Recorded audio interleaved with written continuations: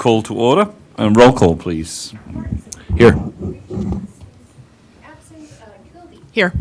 Fish. Here. Jones. Here. Here. Here? Yes. We have a quorum.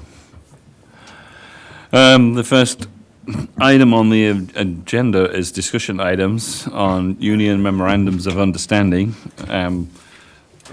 Alicia, you are up the podium for the next, 2 hours, I think. So do we. So this is basically regarding sick and safe time memorandums, and so maybe you can holistically discuss because I think there's 4 in each category that are pretty much the same. So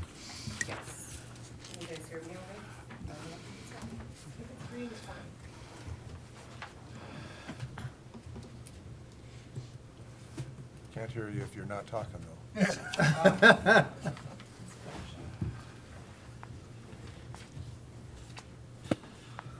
All right, good morning, Your Honor and council members.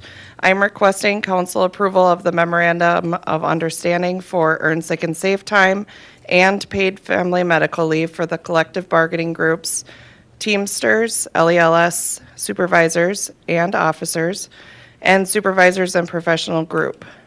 This includes a total of 8 memorandums of understanding.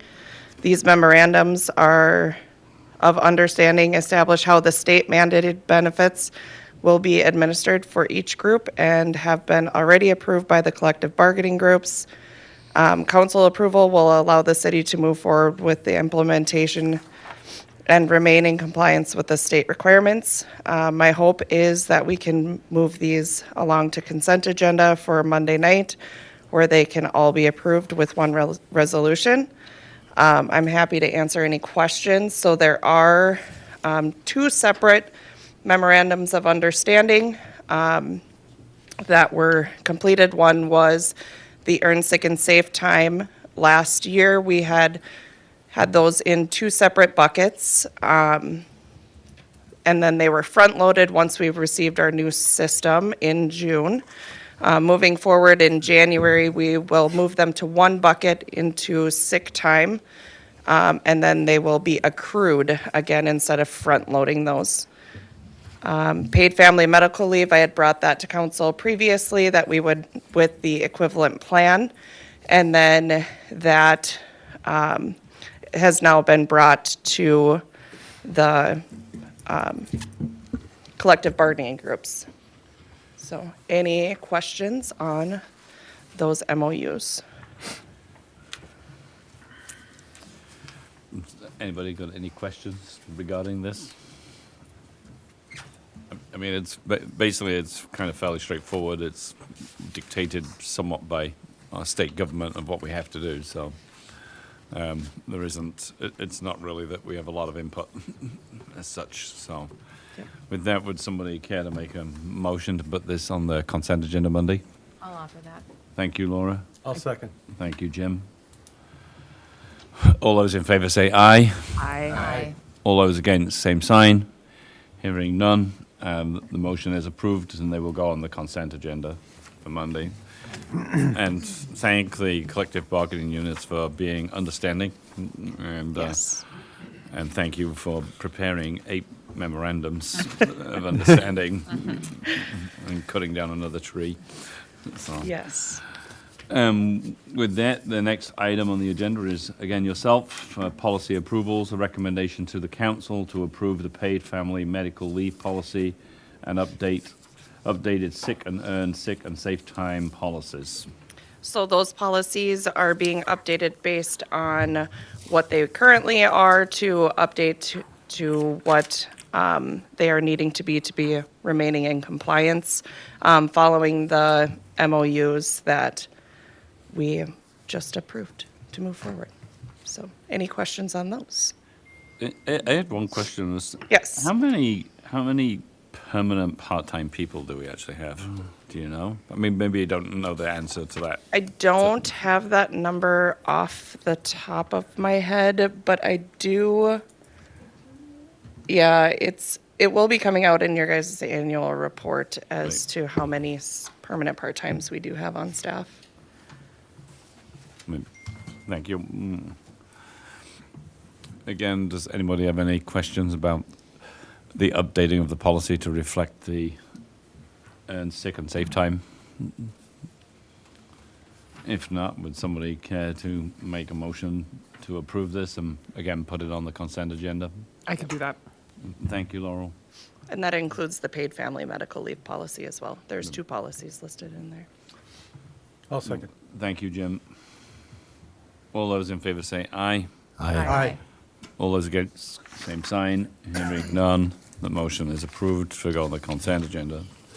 The next item on the agenda is the space lease agreement. Andrew Brentseth will present it. Requested action is a recommendation to the council to approve a space lease at 921 Western Avenue, Bigwood Event Center, with the new owner of the Country Inn and Suites. Over to Andrew. Yeah, thank you, Your Honor. Members, good morning. Last week, I was contacted by the prospective owner, the new proposed owner of the Country Inn and Suites. They intend to close on the property at the end of February. Everything is seemingly in a row. They're doing their final due diligence items. And one of those items was this space lease agreement with the city. As you all may know, the existing hotel lobby and desk is located within the city's property of the event center.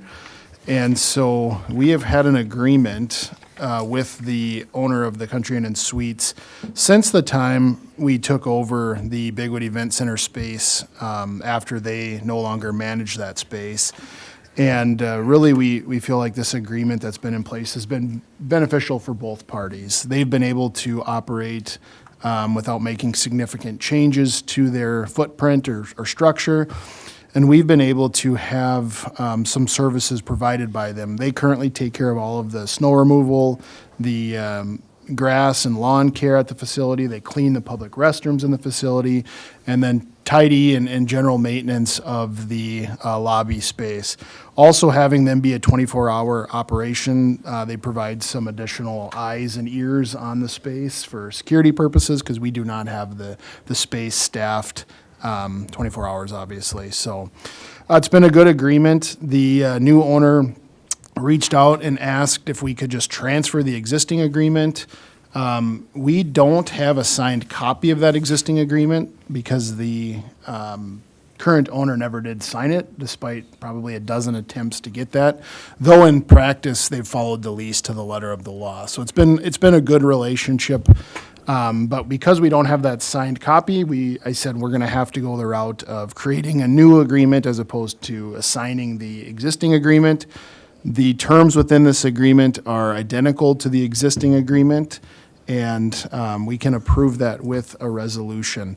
It was drafted originally and still is very flexible for the city in the event that we do something different with the event center. It's a 60-day notice.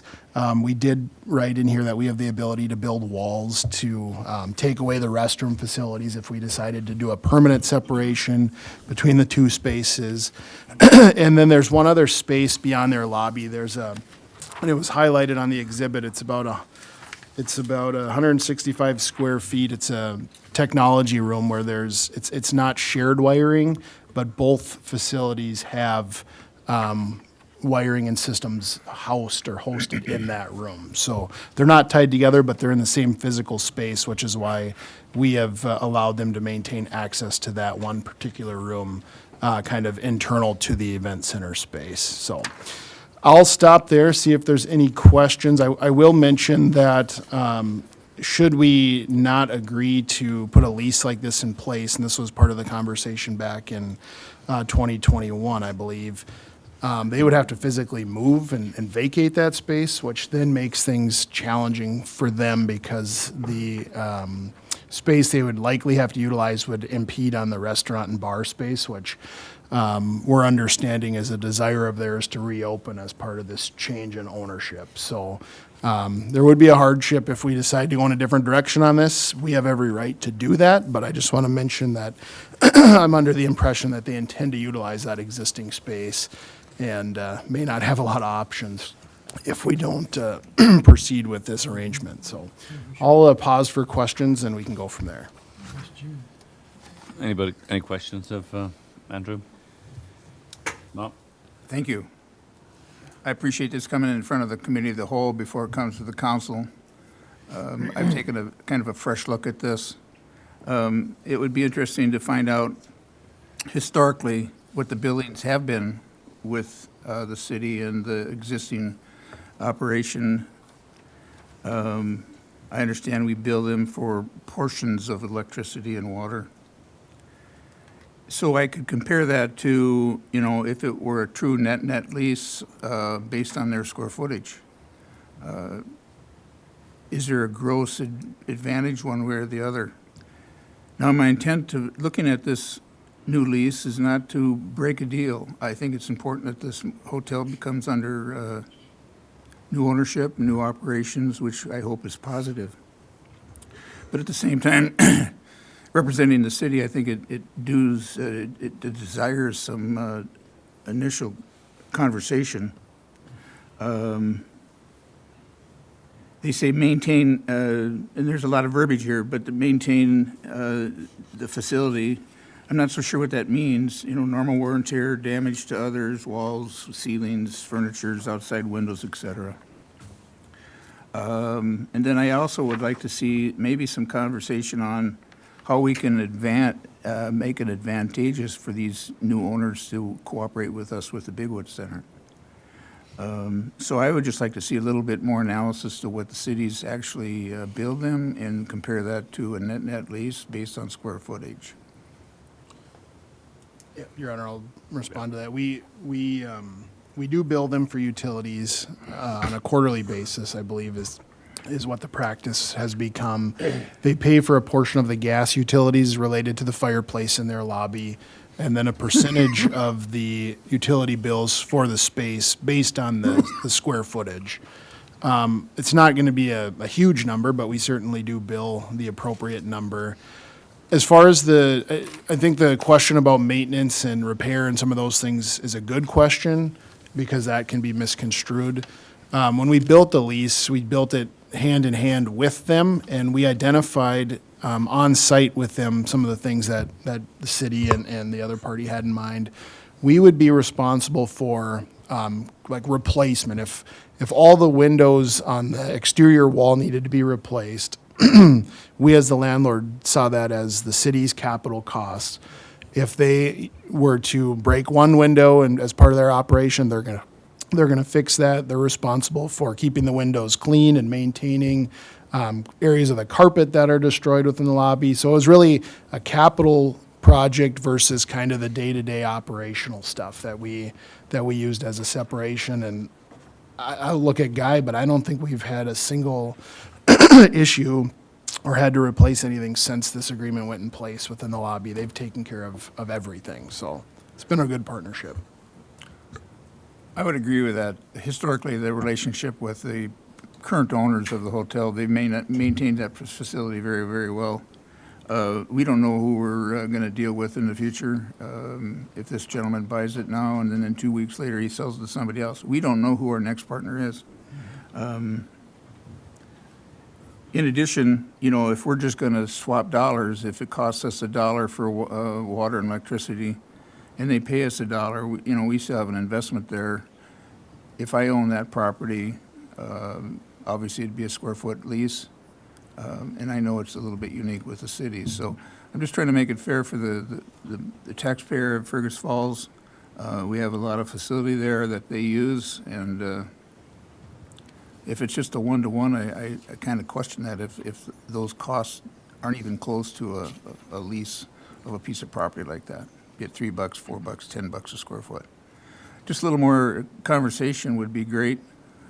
I'm willing to visit with administration the following week before the next council meeting. Thank you, Mark. Mike? Your Honor, I think I just add to that. Does the hotel owner, are they using a private group to do the lawn mowing, snow removal, or is the city doing it and getting reimbursed? What's the protocol? Okay.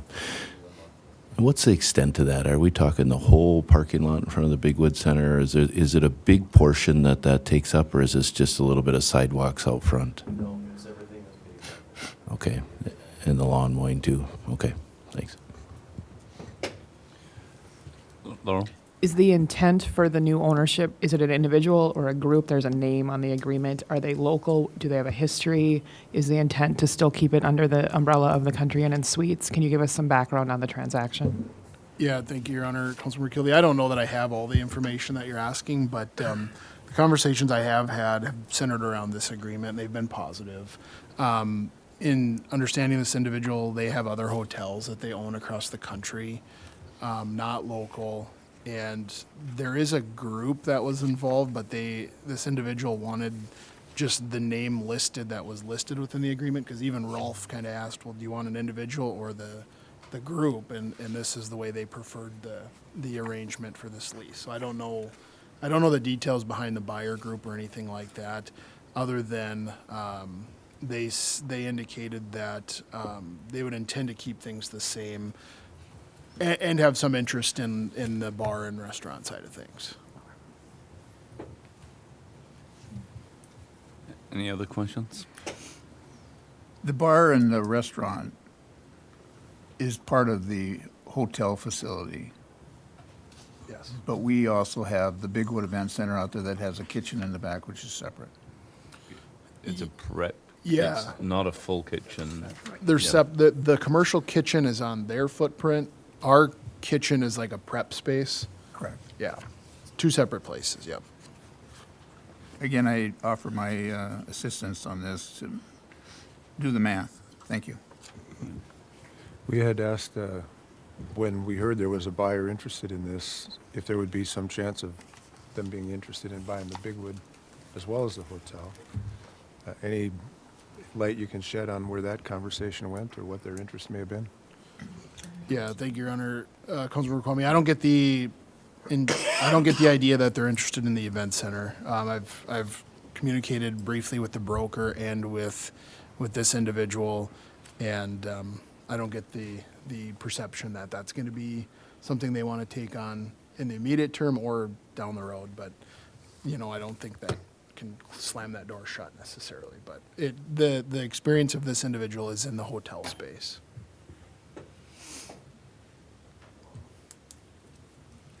Any other questions? If not, would somebody care to make a motion to bring this to the council meeting on Monday night? I'll make that motion. Thank you, Scott. Would somebody care to second it? I'll second it. Thank you, Jim. All those in favor say aye. Aye. All those against, same sign. Hearing none, the motion is carried. It won't, not on the consent agenda. The next item is the utility rates and capital improvement plan. Bill Sonmore and I think Joshua. So, Good morning. Thank you, Your Honor, Council.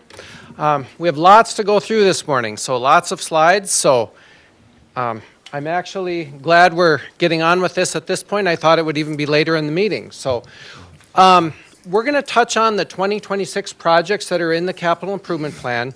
You have seen those before. You have seen memos for those that Kyle and Josiah have been working on.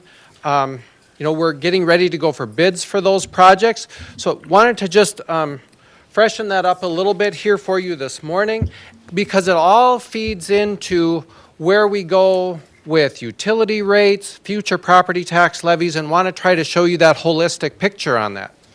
Now, this is difficult to see on the screen, but you have it on your desk. We made copies of all that for you. So for the 2026 projects, Cavour Avenue, that was one of the memos you just recently had, should be what we have up here. And you can see in the bottom portion of that screen shows the funding sources. And that's why I'm putting these up, is I want to kind of narrow in on those a little bit. This is a $3,105,000 project. You'll see the water, stormwater, sewer fund. They each have their individual part in these. Those have I bring those over into our rate analysis. We do a 10-year analysis of each one of these utility funds. We do this every year, we update it, so we'll be doing that again every year, we foresee, but capital needs are, of course, a big driver of what happens in those funds. And then we also have a bond issue portion in here, and if you see on this one, it's $786,034.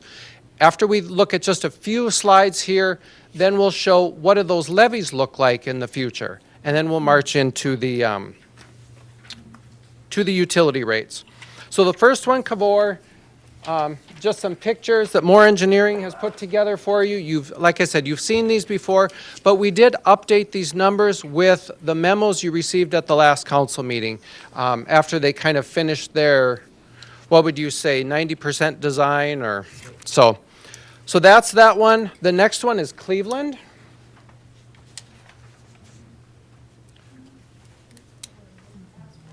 Oops. So for a $2,990,000 project, you can see the various enterprise funds, and the bond issue here is $704,500. The next one is Douglas Avenue. And the same there, the bond issue portion would be $452,000. Again, when I'm talking about the bond issue portion, that's the portion that relates to the street portion of the job. And then we also have special assessments on top of that. We're going to be working through that whole Minnesota statute 429 assessment process. But the bond issue portion is the city's responsibility portion for streets of that project. The next one up there should be the alleyway project. So here we have, stormwater it's going to affect because, of course, there's stormwater back in that alley. The bond issue portion of that would be $191,500. We have some parking lot funds of $224,000. And then if you recall, the private utility companies were paying in a damage settlement of $78,000 to the city. And we've collected most of that already. This project would look to be bid as an alternate with the Cavour project. Try to get one big project, get better pricing. Remember, we got pricing in late summer, early fall, and it was pretty high. So the thought is go with this as an alternate now this spring. So that'll come before you when we go out for bids on that. Day Lagoon Park Road is another one on here. We do have a grant coming of just about $210,000 on that. The bond issue side of that would be $450,000 basically out on Day Lagoon Park Road. My understanding is it's in rough shape, right, Kyle? And then some of it actually needs removal and... Correct. Okay. Originally, I think that project was looked as an overlay. A lot of that road is broken up with the construction that's happened out there, so there is some pieces of that project where we're going to have to completely patch the roadway out there, and that's built into the design. Thank you. And then the next one on there is Highway 210 bridge replacement. Some utility funds there. The majority of that funding is municipal state aid for streets and some federal grant funds. And then the last one for 2026 is Pebble Lake Road area. This is all a federal and state aid funded project. But again, this is in the CIP here, and of course those are funding sources we normally use. That's all I'll say about those right now. You also have all these other pages like this that show what we have in the capital improvement plan through 2031. I believe we have a project in there. Granted, it's really 26, 27, 28 that have the better numbers. We're going to continue to build this out with More Engineering and get, for now as we prepare that 2027 budget, an all-in on the capital improvement plan. But of course, we're focusing on what we're going to get done this summer first and foremost. So that is the capital improvement plan. Anything else I should be saying? Or am I missing any overall? No, I think as you look at those funds, I think the main thing to recognize is with the projects and the breakout of the storm sewer, sanitary sewer, water, that's cash we're using on hand to pay for those, and that's what is going to affect those utility rates. And then the rest of those street costs, we will bond for those and pay with special assessments. Okay, so let's jump to the slide about debt service. Lynn, I think that's probably the next one up.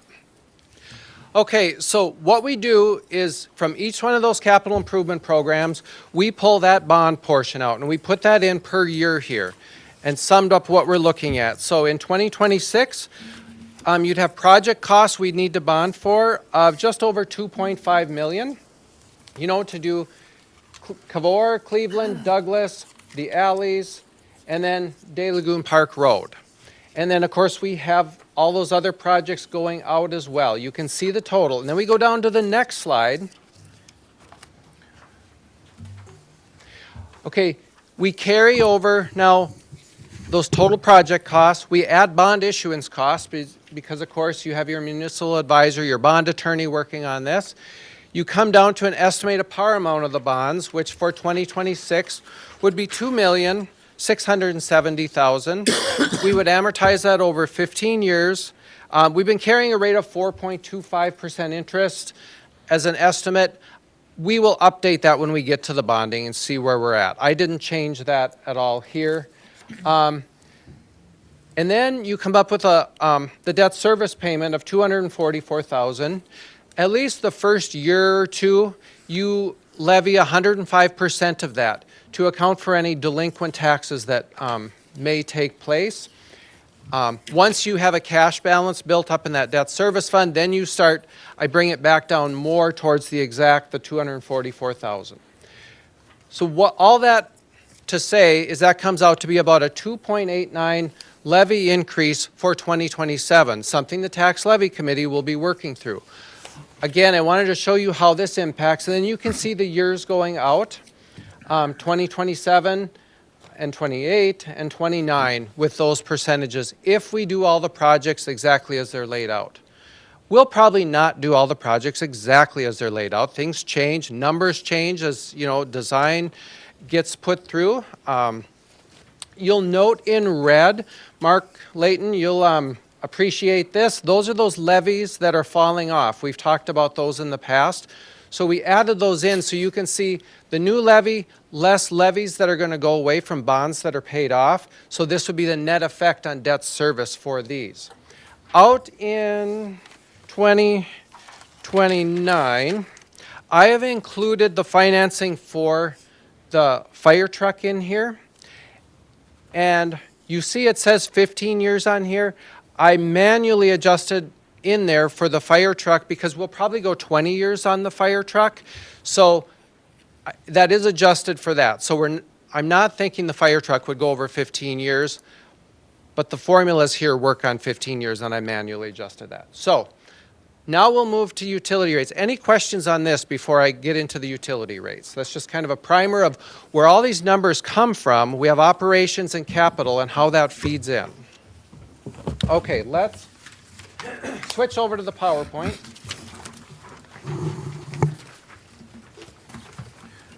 As you prepare yourself, Bill, on your debt service estimates, Yep. do you think 4.25 is going to be the number? You know, possibly, but I need to talk to our bonding people. Where are municipal rates right now? I can't say what that I is this morning. appreciate that. This is what we've looked at over the last maybe 5 months, kind of. As we look through the tax levy process, we were looking at that. They were somewhat lower than that, but they always like add 0.5% as cushion. So I appreciate hopefully that. it's actually something less. And on the your current investments now, this is off topic a bit.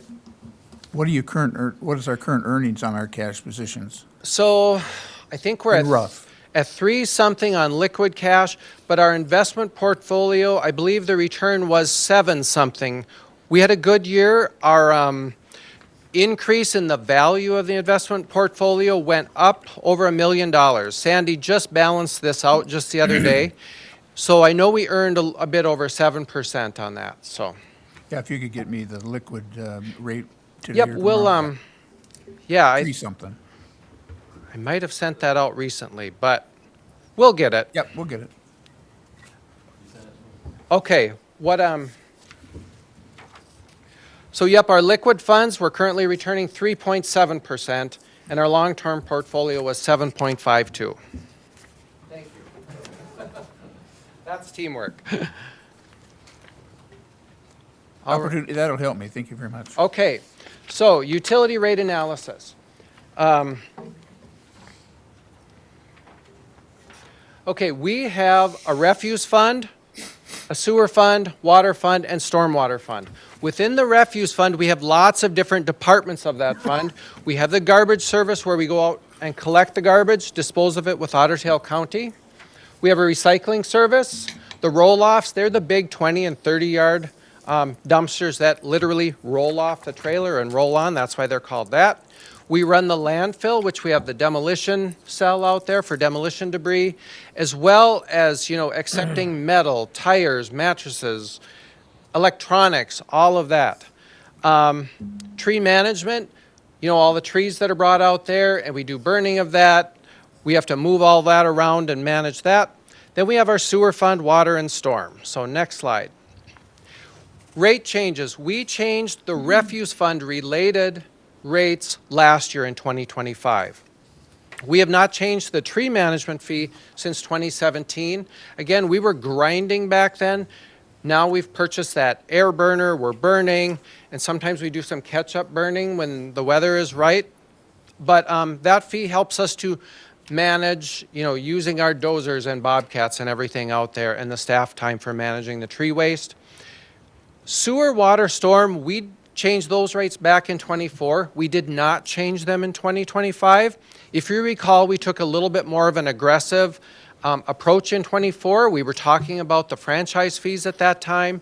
So we put that in, and since we went a little higher in 24, we did not do anything in 25 as we were looking forward to what are we going to do with these big projects that we have coming. And here we are today. We're looking at these big projects this summer and getting them done. So each fund will go through. This is the sewer fund operations. You'll see a theme of how things look, but this shows past performance. We have been maintaining operating income. You'll see a couple net loss years there. And again, you have paper copies of this on your desk as well. But back in 2022, that one would have been related to the investment write-down because we had a decrease in the value, and we mark our investments to market. So even if we're not selling those investments, we do recognize that on a monthly basis. That has swung back, and we've made that back, and we had a really good year now in 2025.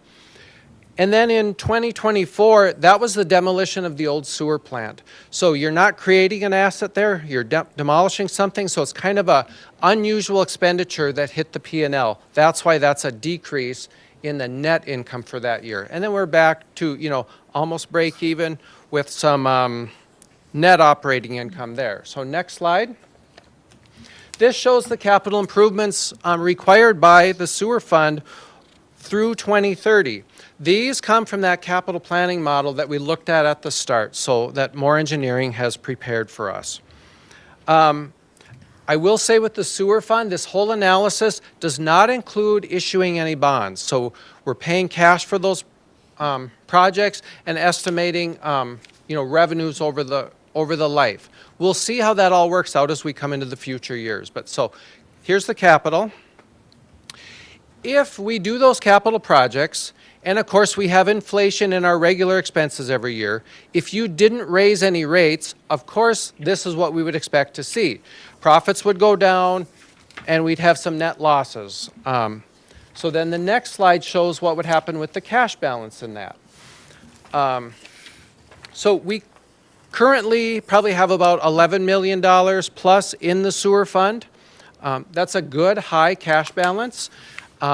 That sewer plant was fully depreciated back in 2017. So, you've been setting aside that depreciation each year. You get to that when it's fully depreciated, you would expect to have cash on hand at that time. We've also been building up cash and plans to do these large reconstruction projects. So here we are today. So, but if you didn't do any rate increases in the future, we would spend all our cash and actually go negative to $8.5 million negative. Now that's unrealistic and we would never, but we want to show the impact. If we just did nothing but did all our projects, this is what would happen. So the next slide.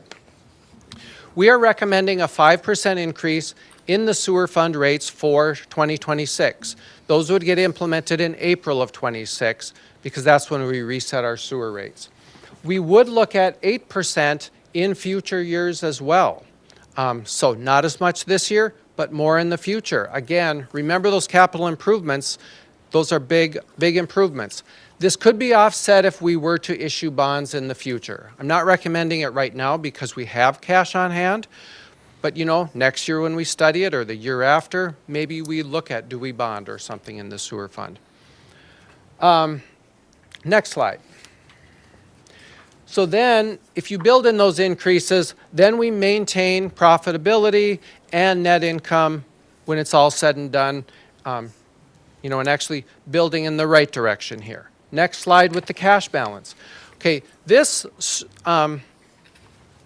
chart still doesn't look very attractive, but we want to say we're going to spend down some of that money that we've set aside because we're not going to bond for doing projects that we have cash on hand. Now, this brings it down to, like 4.3 million out in 2035 if we do this. That might be a little low. We might want to maintain it up in that 5 to 6. That's if you insert a bonding somewhere in there and you amortize it over 15 years, that's an option. So I'm not super comfortable with this, but again, for this year, I think we're fine with doing our 5%, but we're going to look at this. But the point being is we can spend down some of that cash on these projects that we have set aside for that. Okay, next slide. Here is our sewer rates.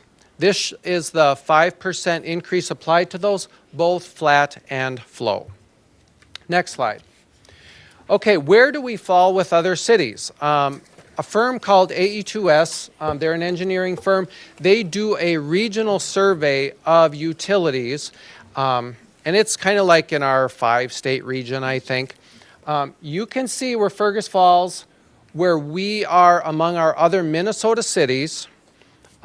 Years ago, we were probably a little more towards the higher end of that. Here you can see we're actually a little bit lower in rates. So therefore, I also feel comfortable if we're raising 5%, we're still, going to be under the middle section of that. You also have paper copies of this on your desk because this is not so easy to read on the screen, so I wanted you to be able to have that and digest it as well, to see where we compare against other Minnesota cities that participate in that survey. Next slide. Water fund, we're going to see the same type of scenarios that we just looked at. Here's our current operations. You can see our operating income and net income are down for 2025. That is another one of those unusual expenditures. It is the demolition of the reservoir up at the water plant. I think there's about $480,000 of expenditures in there that brings that down. That comes back, of course, in 26. So completely explainable, completely planned for in that fund. Next slide. The capital for the water fund. Very similar to the sewer fund because, of course, water and sewer go hand in hand when we do a reconstruction. Next slide. If you do nothing, same type of thing, performance will go down. We go to the next slide with the water fund, and you can see the cash balance, again, would get drained out, and we'd go very negative if we do all of that. But in this fund, I do have bonding put in 27 and 28 because I know we'll have to bond in the water fund. We're starting with a cash balance of, about $6 million instead of at that 11 that the sewer fund has. So that's why to make this work, even if you bonded, didn't raise rates, you'd still spend that cash down. Next slide. We're looking at 5% in the water fund, maybe a couple 7s in a couple years, and then back to 5s is what I'm looking at over the next 10 years. Again, that would be both the flat and flow rates. And then this includes bonding in 27 and 28. So not this summer's projects, but maybe the next season's projects is when we would issue one. Next slide. Then we go back to, having pretty stable performance. And of course, that's how we're building our rates, is I want to look out to keep things stable is what we're looking at. Next slide. Then the cash, you can see we take a dip, and then it starts to come back up some. I kind of like this level of this $4 to $5 million maintaining that fund. That's what we'd like to see for the sewer fund too. That's why I said we'll analyze that a bit more in future years as well. And then that 5% rate to water rates chart, just like the sewer fund, it just shows what those rates would actually be. And then where do we fall with water rates with other Minnesota cities? You can see we're about in the middle there. This again is on your desk. I have one additional chart with water that's on your desk that's not on the slide deck, and that is comparing Fergus Falls with other cities that soften your water. This is all cities that participated in the survey, but we soften our water, so you do not need a water softener in your home. There's a few other cities that do that. You have that on your desk just so you can see that and how we compare. Okay. Then moving on to stormwater, the other utility. This fund, we have less cash to start with. We're like $2.5 million that we're holding in that fund. Our performance, of course, is good on this one too. We've been maintaining profitability. If you don't do that, you don't have money to operate or do your capital projects. Next slide shows the capital improvements here. Again, heavy capital improvements in stormwater.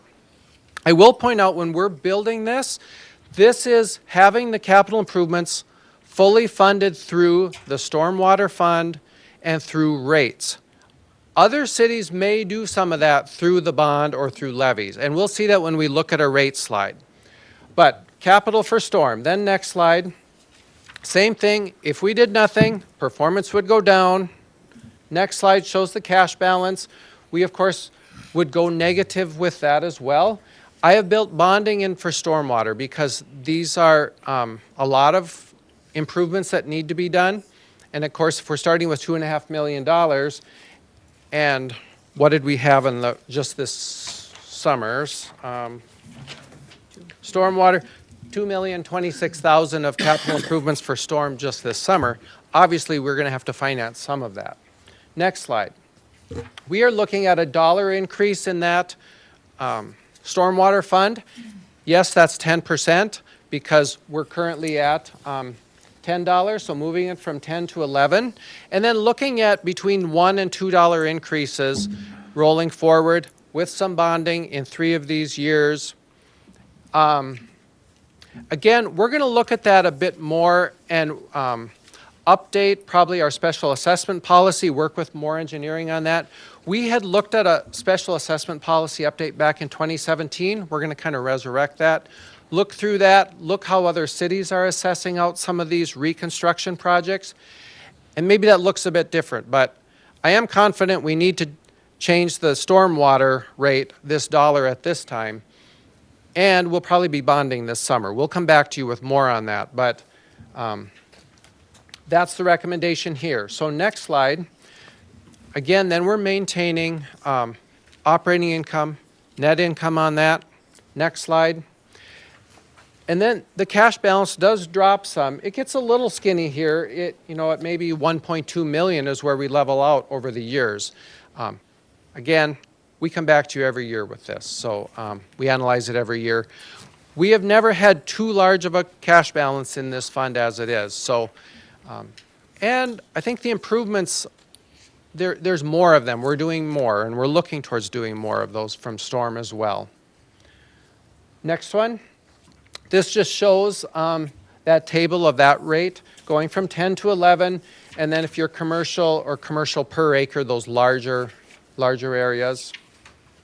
And where do we fall? We're towards the higher end when you look at other cities with stormwater. And that's why I say other cities are probably financing some of their stormwater capital through their bond issues, through that Minnesota Statute 429 process, because water, sewer, storm all fit under that statute as well, and then probably levying for it or special assessing for some of that too. Our current policy has been that we're assessing for the street portion, but all utilities are funded through these rate structures. So we'll review that with more and look, should we be changing anything in the future or not? We got to analyze that though. But so then into the refuse fund. This is the last fund, so we will get there here. So again, we talked about the areas within the refuse fund that we have. So next slide. The operations, we've been maintaining operating income and net income in that fund, as we should. Next slide. Okay, the capital of the refuse fund looks a bit different. It's dealing with the landfill out at the landfill. It's the demolition debris cell. You can see the two bars on that chart on the left side. That is the current project we're in. That was about a $780,000 project, expanding the current demolition cell. I've split it between 2 years because they really just got a good start on it. They will finish it this spring, and the bulk of the expenses will actually come in '26. But it's in the middle of that project. And then you fill that demolition debris cell over, say, the next 8 years, and then you expand again out in 2030, is that 2033? My eyes don't work so good. That's why we all have paper in front of us, because I knew these legends weren't going to look too great. So that's the expansion. Now you can see the difference between the current 780,000 and the next project and the growth in that cost of that. I'm building that growth in here as well over the life. So we're setting money aside so we have cash on hand to do that expansion at that time. And then there's some closure. That little bar on the far right is then you'll go back and part of the first section we've been in, you start closing that sum. Who knows how this will all look when we get there? Demolition rates, we're currently at, I think 40, what are we at, 47? 48? Yep, so 48, that includes the tax. To do this, those demolition rates would have to go up quite a bit. We're already quite a bit higher. Otter Tail County is currently at $30 a cubic yard versus our 48. We have been in discussion with them over the last few years, participated in kind of a region-wide study. Does waste like this go region-wide, where then we kind of equalize that out? It's something we're looking at and working on because it's not affordable if we have to go up to, say, $70, for an example, on a rate. If everyone else had to line their cells, I should back up, we are higher because we were required to line the demolition cell. The other ones have been still operating under their old permits, and they're in, they haven't been required to line yet.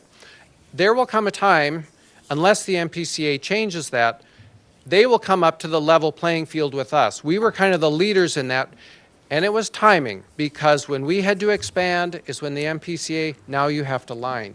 The others weren't at that point. So that's why we're in this where we are. So I'm not recommending changing demo rates right now. We will continue to talk about that in the coming year and years. So all that to be said, that's kind of like drinking from a fire hose. Okay, if you did nothing, again, what we would expect, performance would go down. Next slide would show the cash balance, again, would go down and we would go in the deficit. Of course, we're not going to do that. We go to the next slide. Here's if we do revenue increases, and I have a slide on this, and we'll talk about those a bit, to maintain our operating income and then kind of looking at how do we at least break even and cover our costs with the refuse fund. So that little yellow bar of keeping that pretty close to break even. Next slide. And then we maintain the cash balance. You see we're going to build that up over the years.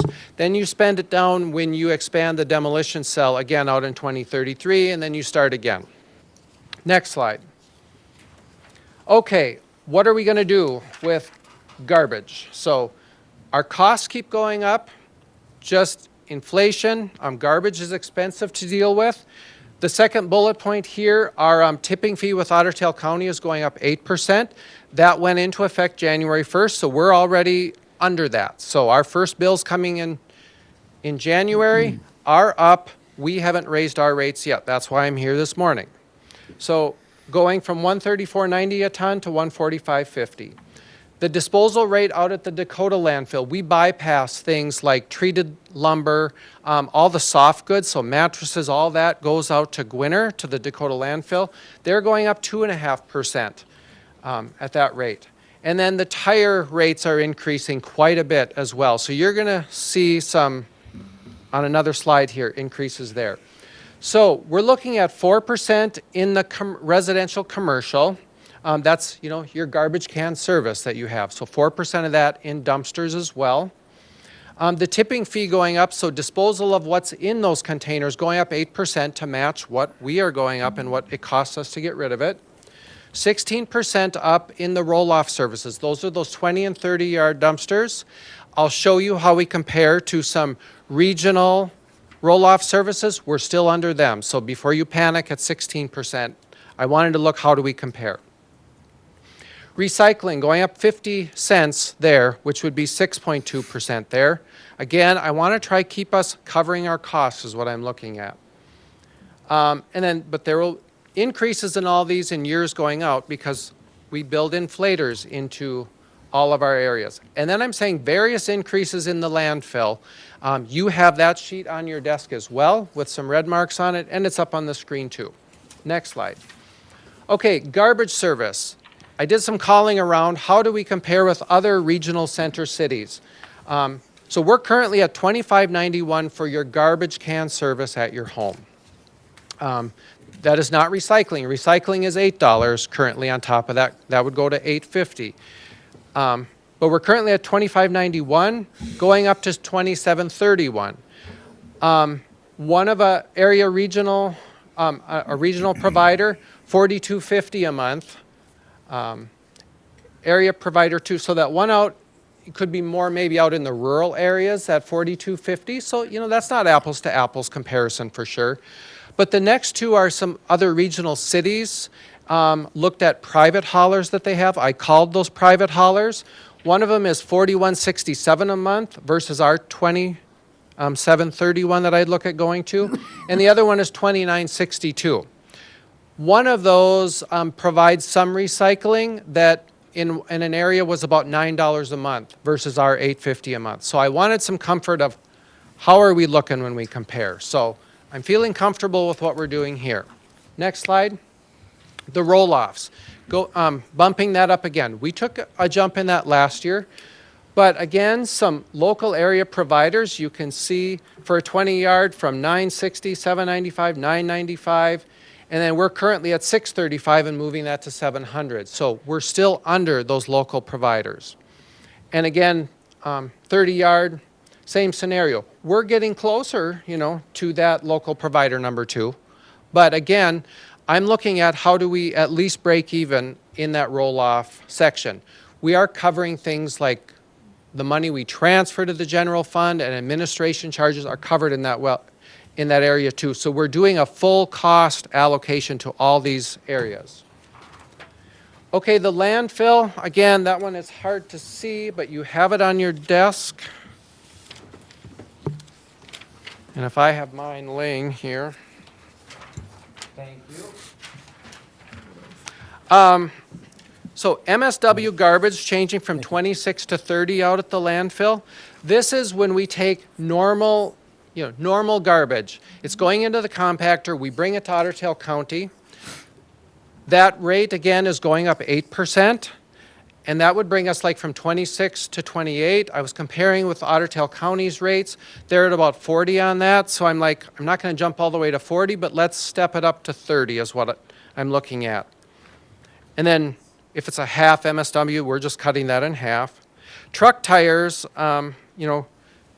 semi-truck, tractor tires going from 15 to 25. Our cost of those are going to about $20.50, plus we have to truck them somewhere to get rid of them, to Liberty Tire, I think it is. So that's why a bit higher than our cost to cover that at 25. Oversized tractor tires going from $50 to $200. That's kind of the shocking one. We don't get many of those. And you wouldn't think in a city you're not going to get many oversized tractor tires in the city of Fergus Falls. But our cost on those are going to about $198. So that's why we better at least cover our costs. We're not going to take tractor tires and lose money on it. And the bypass then is what is going out to Gwinner. That's those mattresses, soft goods, treated lumber, those kind of things, going up to 2.5% that we looked at their rate. And then our labor charge, just bringing that up some. Again, if we have to help someone sort their load or something, we don't want to be doing that, but bringing that up from 25 to 30. Okay, average utility bill. Okay, Tax Levy Committee will remember we talked about this as we were finishing the budget for the year, and the recommendation was that we land around 5% on this. I'm deviating a little bit and coming in at 5.5, and that's because I brought, at the time we talked about it as a Tax Levy Committee, I had 3.5% in here for sewer. We saw that scenario. I think we need to start at least 5. That's what brought this up to 5.5. But so that's, you know, a monthly change of about $7 or annually about $85 would be the change in that monthly utility bill for, you know, your standard home. Next slide, and we're almost done. How do we compare against those other cities again? And this one you have on your desk. You can see we're at 93 something going to 98. We're still going to be in that middle range of utilities compared to other cities. Next slide. When are we going to do these? I'd like to implement basically everything in February right now. We would have to get word out on Facebook and whatnot. It would have been nice had I been able to put a utility bill stuffer in the January bills going out, but we're in the process of billing now. Probably couldn't. No, because we won't. It'll be February 2nd before the earliest you would act on this, so we can't send something out ahead. So rely on this meeting, getting it out on Facebook, things like that, that people know what's coming.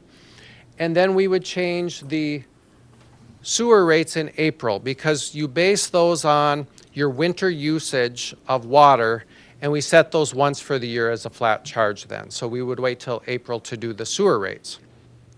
I think that was the last slide, isn't it? I need water. Any questions? Laurel. On the roll-off rate, that's the for the stuff in it. Are we charging a rental fee for the container too?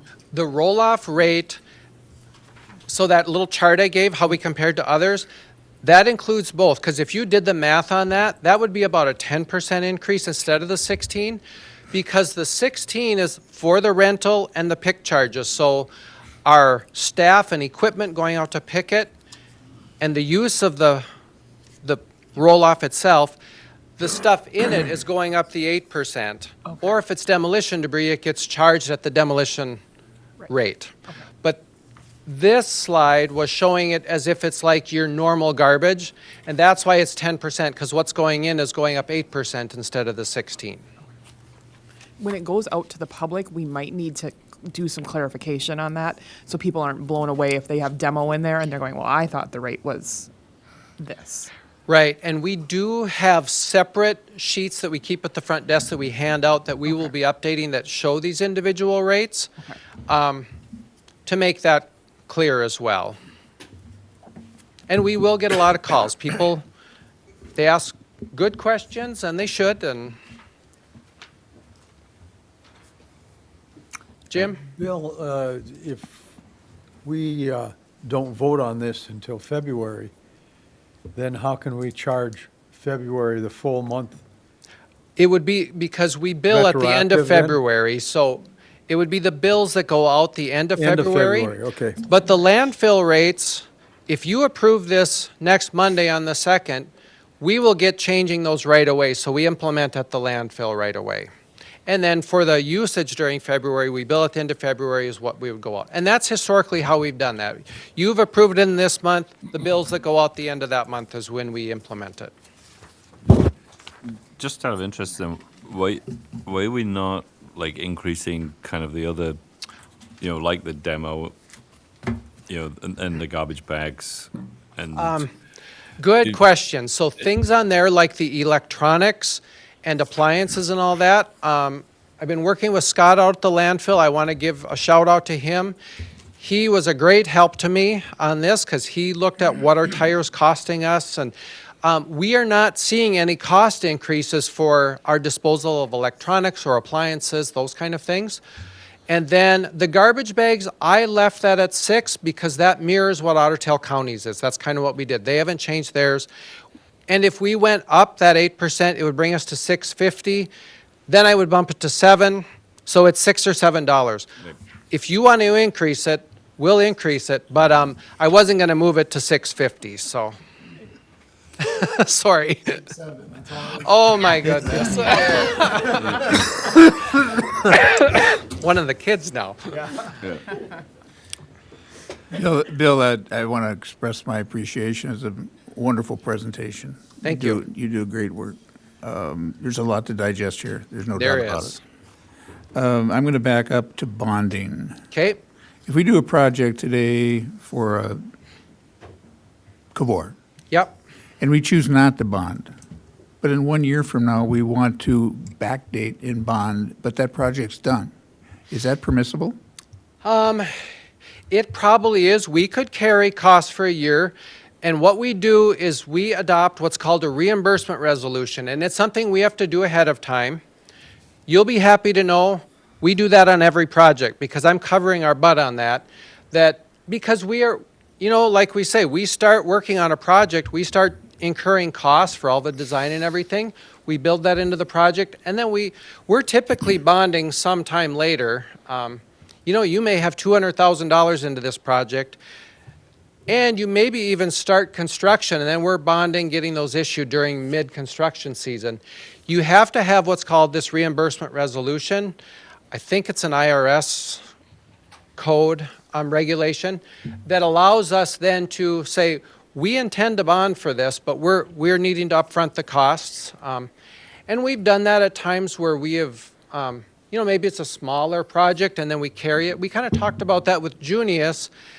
Would we just carry that and lump it into this year's? And we were wondering if we would make our special assessment thresholds. We are going to do that. Kyle and I have reviewed that with our bond attorney. We're good on that using Minnesota Statute 429. So yes, legally you can do that if we're covered on that.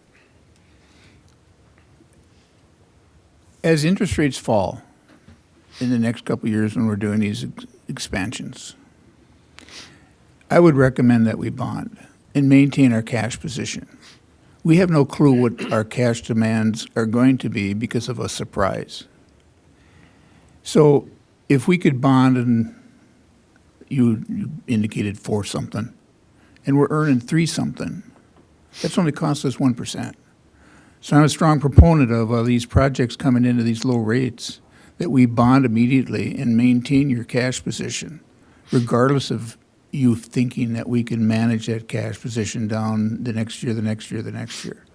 At a low interest rate environment, I'd bond as hard as I could, as long as I could. So please keep that in mind. Sure. I think your cash position is more important for liquidity needs on items that are outside the scope of Moore's capital improvement project, because things break.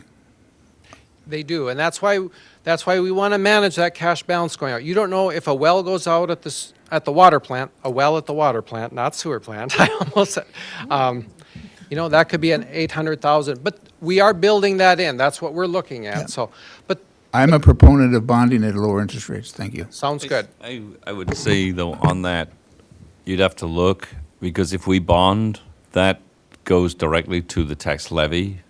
So the people would have to pay that, where if we use the fund, the sewer fund, obviously, yeah, the people have paid that and they put that money into the fund. But if we bonded another $2 million because we don't take out the sewer fund or the water fund or the stormwater fund, then that would directly impact the tax levy. It wouldn't go over unless to the you levy. Can you move the cash?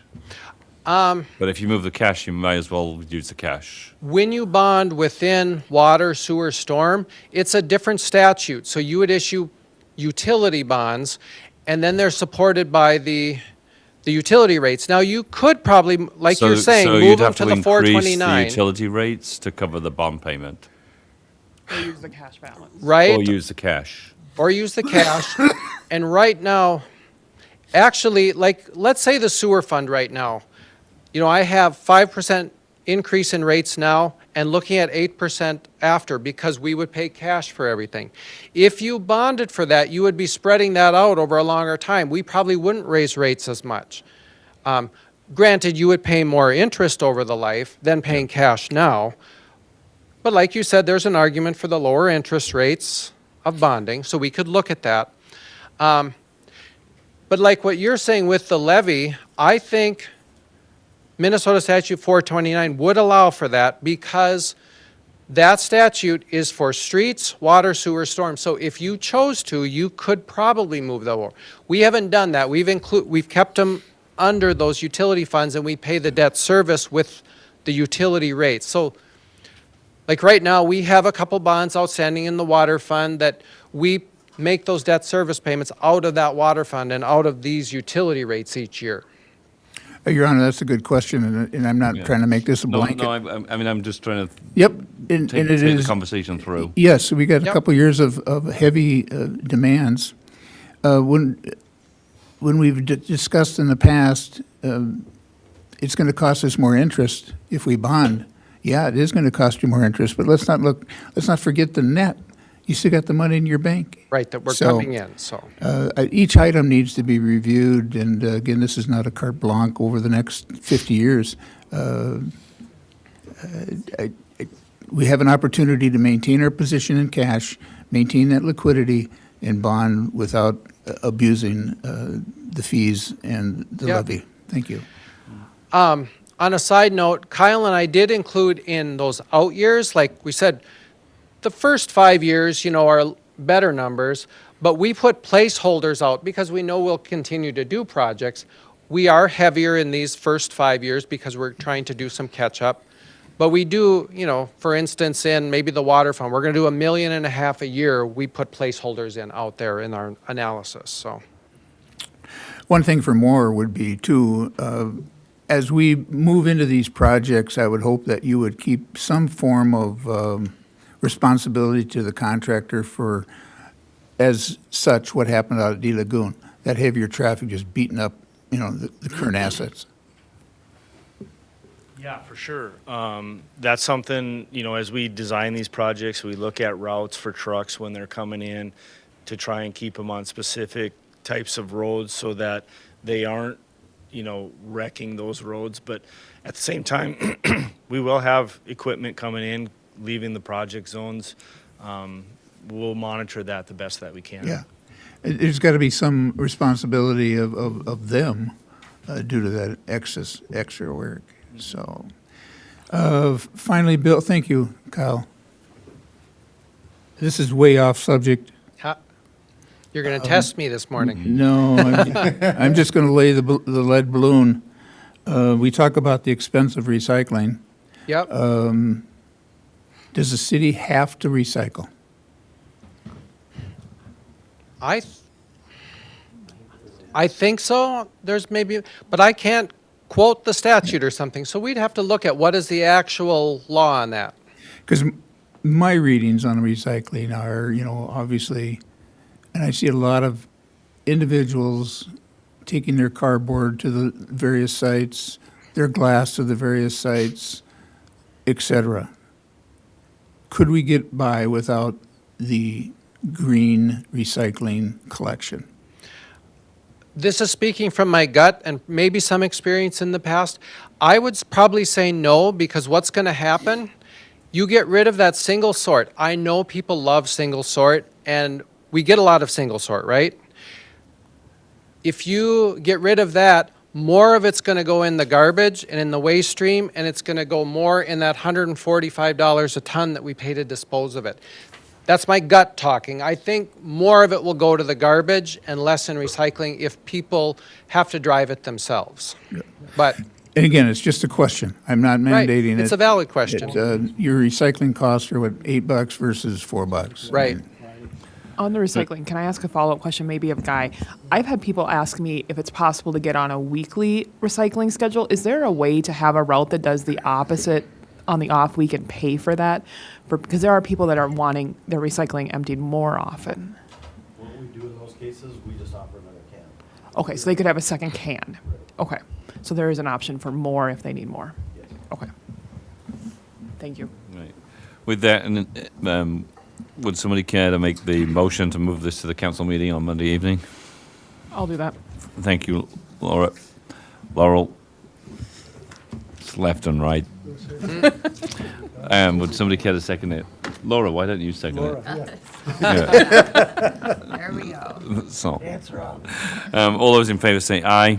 Aye. All those against, same sign. Hearing none, the motion is approved to bring this to the council on Monday evening. The next item on the agenda is an update from the HRA. Michael, thank you for being patient.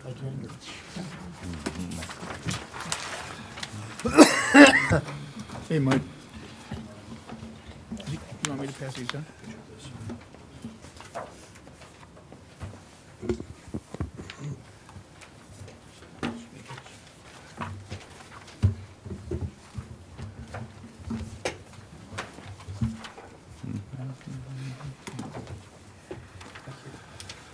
you.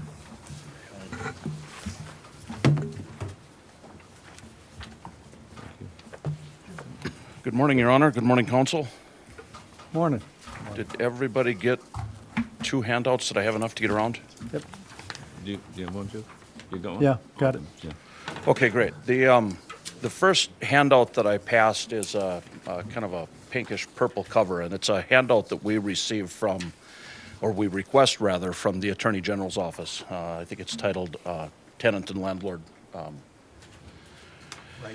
Rights and Responsibilities. Thank you. So we have this available at our office, and we hand this out fairly often just to help folks kind of navigate some of the situations that they might bump into, if it's misunderstandings with leases or how to give proper notice or et cetera. Occasionally, this results in a call where a tenant feels like they're not getting the attention that they want, and so they'll reach out to the Attorney General's office. The Attorney General's office may assign someone to contact a landlord and then have a discussion about, how did we get here and how do we make some corrections here. So, again, we have several copies of this available at the office, and it gets handed out fairly regularly. So just wanted to provide that resource in case anyone runs into a tenant or a landlord that has questions, and this is a pretty handy little guide to maybe navigate some of those more common conversations. Jumping into what I've prepared for this morning's update, I thought maybe we'd start just with a little bit of who does the HRA serve and how do we directly serve them. So if you start at the first page, the front page, I guess, as I handed this out, in the top corner here, you can see some acronyms based on income. So AMI, ELI, VLI, and then the last one is related to how we set rents, which is FMR, or fair market rents. So the first table in front of you lays out by family size some of those calculations that are done based on area median income. And I wanted to provide that so that folks on the council here have an understanding of who in our community would qualify for the assistance that we offer by income and by family size. So looking at the 50% AMI, those are the maximum household incomes that a family can make and still qualify for assistance through the voucher programs. If you look to the far right side of that column at the 80% AMI, those are the household incomes, maximum household incomes to qualify for the public housing units that we offer. So as we work our way down that first page, we'll talk just a little bit about payment standards and how rent payments might tie back to those incomes. Our board approves annually the payment standard that the HRA can charge for the units that we help support. When we look at our voucher programs, our payment standards are rent plus utilities. And in the very bottom left of the front page, you can see by bedroom size what the maximum payment standard is for the rental units that we support in Fergus Falls. A one-bedroom at $793, that's rent plus utilities. And in parentheses alongside that, you can see that we have a flat rent listing. That's going to tie back to our public housing units, and we're going to get there in just a moment. So the published fair market rents, Housing and Urban Development does an analysis every year and publishes FMRs. So you can see the increase from 2025 to 2026 on the bottom right-hand side. And then I'll talk just a little bit about how we get to our board-approved payment standards. For our voucher programs, HUD allows the agency to set payment standards from 80% up to 110% of the published FMR. For 2025, we had a board-approved payment standard of 110% published FMRs. Looking ahead to 2026, we decided to try and maintain our payment standards and see if we still had success with our tenant searching. And so far, those payment standards are working for folks. So I would say our average in 2026 is about 105% of the published FMRs. Visiting with some of my colleagues in the West Central region in Minnesota, there are a few HRAs close to us, Douglas County, maybe Alexandria. Douglas County, I think, has made a special request to HUD to have their approved payment standards at 120% of the published FMR. And they feel they need that payment standard at that level to find enough available units for their participants to get housing.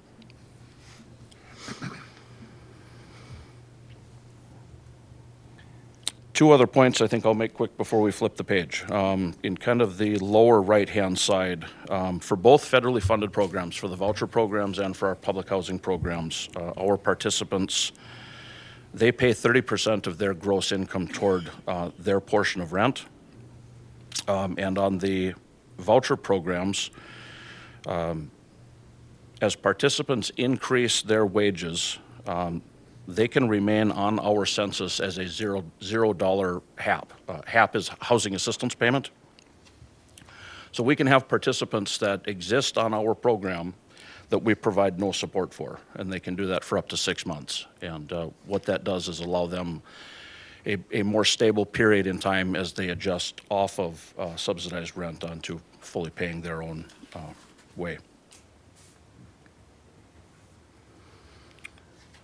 Last point there on as for public housing units, as long as an applicant qualifies by income at the time of admission, they can remain on the public housing program as their income increases. Any questions on the first page before we flip over? I have one. Okay. Yeah. How does it work? I know you guys have waiting lists, and I'm sure we're going to do. get to We're that gonna at get some to that. point. When someone, let's say, rent maybe is increased higher than these vouchers, if someone qualifies under your program but can only find a one-bedroom that's, say, $1,100 a month, can they get the voucher for the $793 and then figure out family, friends, help, whatever to do the difference? Or how does that work? Like, can you help people if they can't find a spot with that lease amount? It's a great question, and within reason, yes. So the voucher programs allow participants, generally speaking, we say 30% of rent, but we allow up to 40%. We feel that after 40%, I believe we would look at that as being a rent-burdened household. So if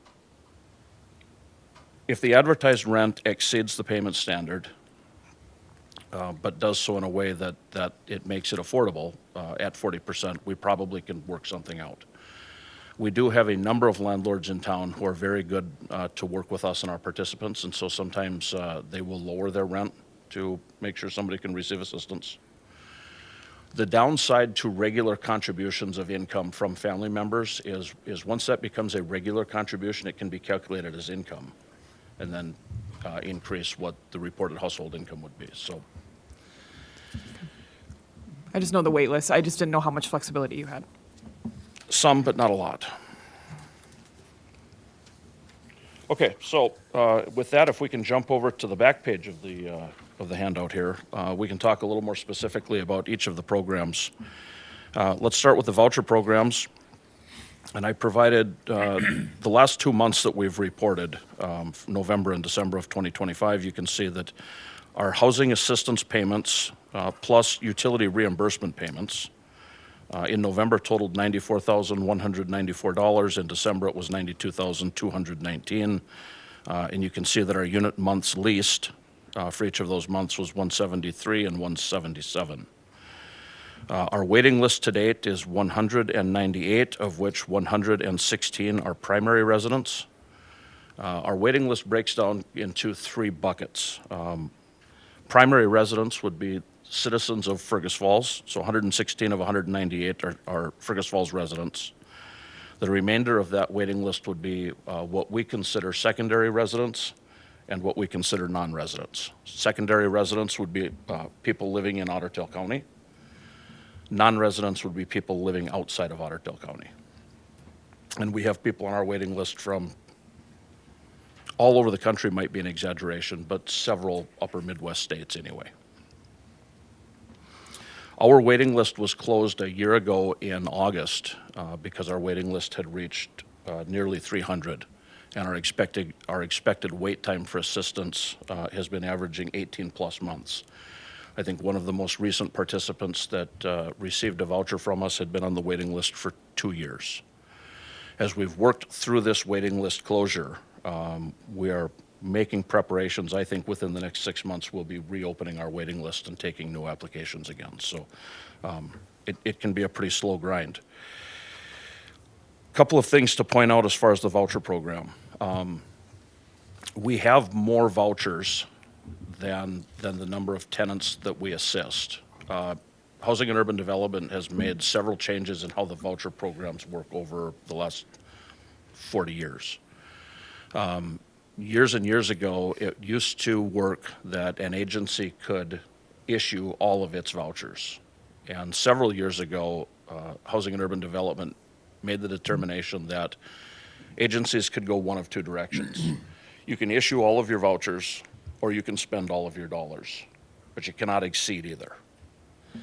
So in most cases, our budget is maxed out before we can issue the total number of vouchers that the agency has available.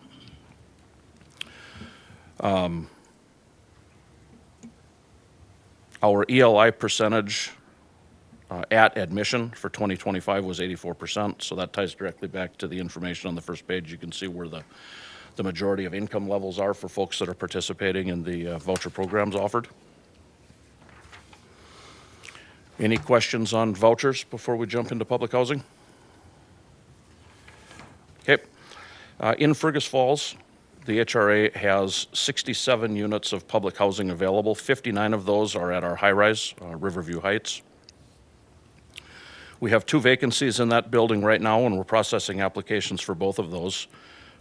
The chart above shows some of the demand. So right now we have 4 people on our waiting list that are in need of customized living services or home care services. Those services at Riverview Heights are provided by New Dimensions, which is a home health care customized living service that offices out of our building. We have 13 applicants that are elderly, near elderly, disabled, and we have 33 applicants on our wait list who would be considered others. Of the 59 units in the building, 28 of those tenants are currently receiving customized living or home care services with New Dimensions. So about half of our residents receive some assistance from New Dimensions. Moving on to our scattered sites, we have 8 units available. We have 4 duplexes in town. All of those are 3-bedroom units. We have 1 vacancy. We're working through applications there. We have 49 families on a 2-bedroom waiting list and 31 families on the 3-bedroom waiting list.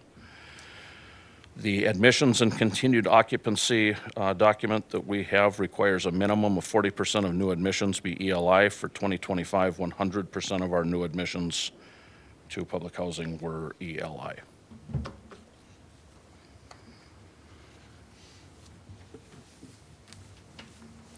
Any questions? What do the people do that are on these like 18-month and 2-year waiting lists? They find a way. Yeah. And I don't always know how, Right. to be completely honest. I think there's, I think in a lot of cases, we have folks who are double occupancy, who are living with family or friends, or, you know, just finding a way to make it work. There's far more demand than we have dollars available to help. Any questions of Michael? Pretty sobering documentation this morning. Mike, develop- Mike, I want to appreciate your communication with council and the community of the whole. I think that information is valuable for us to understand better. So, thank you. Thank you. I think the goal is that Michael will come before us quarterly. So, you know, this sort of information will update as he comes each time. Well, with that, thank you very much. Appreciate it. Michael. Thank you. Thanks for what you do.